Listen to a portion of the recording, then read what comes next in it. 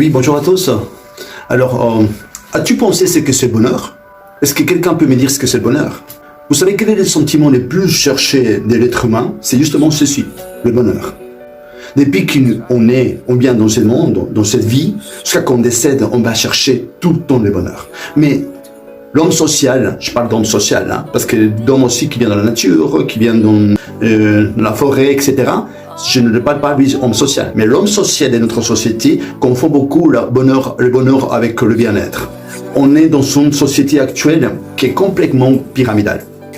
Et tout ce qui est pyramidal, c'est un système hiérarchique. Et tout ce qui est hiérarchique, c'est un système simplement égocentrique. Mais pourquoi je vous dis ça? Parce que dans tout système pyramidal, on nous enseigne à faire.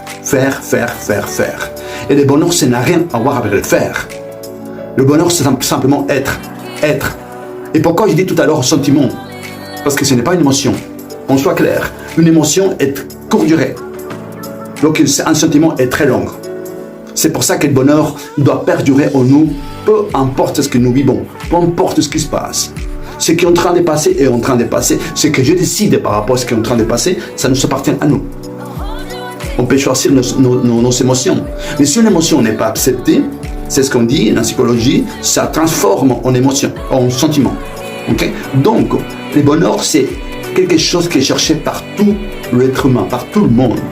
Mais nos sociétés actuelles, ce qu'on fait simplement, c'est nous remplissent de l'intellect, nous remplissent à faire. J'ai vu des gens qui, pour avoir du bonheur, qu'on confonde avec le bien-être, pour avoir du bonheur, ils veulent avoir du plaisir. Bien sûr, le plaisir est normal, mais le plaisir ne vient pas de l'extérieur. Le plaisir est quelque chose qui naît en nous. Des gens qui, par exemple, avoir ces genres de plaisirs très forts qu'ils confondent avec le bonheur, ils font une journée, ils font des achats toute une journée. Bien sûr, qu'est-ce qui se passe? On s'endette. Mais pour avoir un week-end, samedi, dimanche, ici en Suisse, ou en Allemagne, peu importe dans quel pays où il y a des systèmes tels que nous vivons, on part des petits voyages. On va à la montagne, à bord de la mer, etc. Bien sûr, ça fait du plaisir.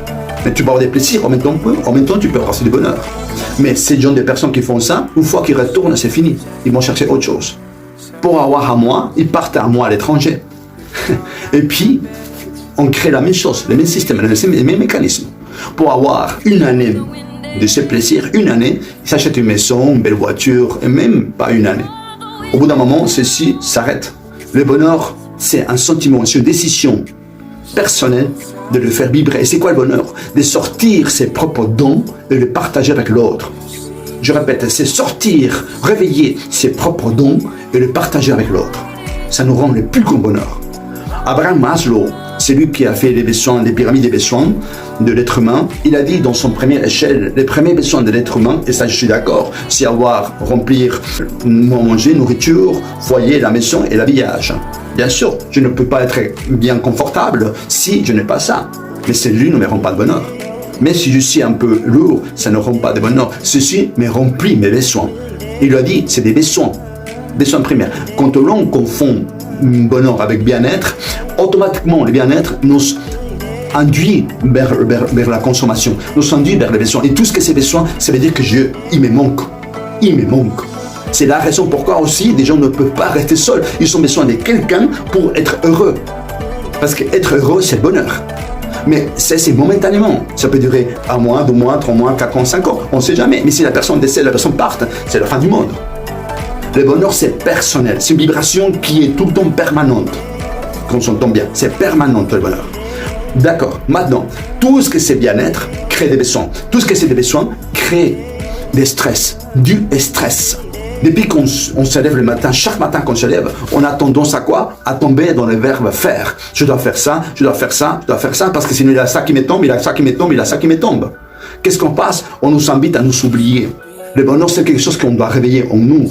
L'être humain, c'est comme un verre qui a un contenu dedans. Mais la société qui fait après ça avec nos enfants déjà, c'est remplir ces verres, remplir ces verres, remplir ces verres. Qu'est-ce qu'on passe? On étouffe le contenu qui est à l'intérieur. On l'étouffe. Donc, si on étouffe le contenu, bien évidemment, c'est difficile à réveiller ceci. C'est difficile. Donc, on passe tout oublié à lutter. À lutter. Tolstoï, celui qui considérait l'âme de la Russie, un écrivain, a écrit un bouquin, je ne me rappelle pas le prénom, c'est un titre spécifique sur l'histoire d'un juge. Lui, dans son lit de mort, avant de mourir, il n'a jamais été amoureux de sa femme. Lui, il aimait sa femme. aux dernières minutes. Pour quelle raison? Parce que sa femme, avant qu'il décède, elle était à côté de lui et lui a dit, il faut que je te confie quelque chose. Et il explique, la femme ne s'attendait pas, il lui dit, tu sais, j'ai jamais t'aimé, je t'aimais, jamais eu du sentiment vers toi. Je fais ça parce que tu étais une image pour moi, pour vivre dans ce cercle social. Parce qu'un juge ne peut pas être seul. À l'époque, c'était comme ça. Je regrette de ne pas avoir apprécié ce que tu m'as donné. Maintenant, je dois partir. Il a dit, Dieu changerait tout ce que j'ai fait dans cette élite, tout pour 1 heure de bonheur. 1 heure de bonheur, je donnerai tout volontiers. Pourquoi est-ce que je vous dis ceci? Parce que le bonheur, c'est justement un sentiment. Quand on tombe dans le bien-être, on va tomber dans une sorte de toxicomanie. Quand on achète une maison, comme je disais tout à l'heure, qu'est-ce qu'on fait après par la suite? On a tendance à, je dois remplir ça, je dois faire ça, je dois acheter ça, je dois réparer ça, etc., etc., etc. Quand on fait des études, j'ai un diplôme, après je dois faire un master, après un doctorat, après ceci, après je dois aller chercher un employeur, ou je dois être indépendant, je dois engager des gens, ou bien je dois encore monter mon salaire, ou je dois faire ça, et les années passent. Et après, je dois avoir une femme, avoir ma famille, éduquer mes enfants, comme ça, et les années passent. Mais quand on fait ça, sans se rendre compte, on est en train de creuser notre accueil, et on ne vit pas de bonheur. Le bonheur, tu peux l'avoir à travers très peu de choses. Je n'ai pas dit qu'il ne faut pas avoir des de l'argent. L'argent, simplement, c'est justement, c'est du bonheur, oui. Les gens le voient comme de bien-être. Parce que l'argent a des codes. Et l'argent a des valeurs parce qu'il tourne. Et c'est sûr que si nous savons utiliser le bonheur, nous savons utiliser aussi l'argent. On attire ce que nous sommes. Ça, tu l'as déjà entendu. Donc, c'est très simple. Le bonheur, je répète, c'est un sentiment. Un sentiment.